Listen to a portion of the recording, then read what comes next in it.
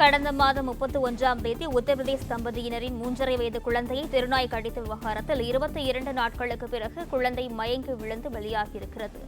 இதுகுறித்தான விவரங்களுடன் செய்தியாளர் சத்யா இணைப்பில் இருக்கிறார். வணக்கம் சத்யா, விவரங்கள். வணக்கம். கிருஷ்ணகிரி மாவட்டம் ஓசூர் அருகே உள்ள மாசி நாயக்கனப்பள்ளி கிராமத்தில் விவசாயி ராமமூர்த்தி என்பவருக்கு சொந்தமான விவசாய தோட்டத்தில் உத்தரப்பிரதேச மாநிலத்தைச் சேர்ந்த நந்தல்லால் மற்றும் ரேகா தம்பதியினர் தங்கி அந்த பகுதியில் வேலை செய்து வருகின்றனர். இவர்களது 3.5 வயது மகன் சத்யா இவர் கடந்த ஆகஸ்ட் 31ஆம் தேதி அந்த பகுதியில் விளையாடி கொண்டிருந்த பொழுது அங்கு சுற்றித் திரிந்த தெருநாய் ஒன்று சிறுவனை கடித்து குதறியுள்ளது. இதில் சிறுவனுக்கு முகம், தலை, கை உள்ளிட்ட இடங்களில் பலத்த காயங்கள் ஏற்பட்டது. சிறுவனை மீட்ட பெற்றோர் ஓசூர் அரசு மருத்துவமனையில் சிகிச்சைக்காக அனுமதித்தனர்.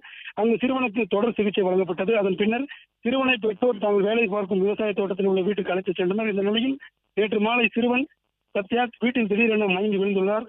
சிறுவனை மீட்ட பெற்றோர் சிகிச்சைக்காக ஓசூர் அரசு மருத்துவமனைக்கு அழைத்துச் சென்ற பொழுது பாதி வழியிலேயே சிறுவன் பரிதாபமாக உயிர்ந்துள்ளான். மேலும் இது குறித்து கிளமங்கலம் போலீசார் விசாரணை நடத்தி வரும் நிலையில் சிறுவனை நாய் கடித்து 22 நாட்கள் ஆகிய நிலையில் நாய்க்கடிக்கு அரசு மருத்துவமனையில் சிகிச்சை பெற்றும் நாய்க்கடியின் தாக்கத்தால் சிறுவன் உயிரிழந்த சம்பவம் அந்த பகுதியில் சோகத்தை ஏற்படுத்தியுள்ளது. பிளே ஸ்டோர் மற்றும் ஆப் ஸ்டோரில் இருந்து பாலிமர் செயலியை QR கோடு மூலம் பதிவிறக்கம் செய்யுங்கள். செய்திகளை உடனுக்குடன் பெறுங்கள்.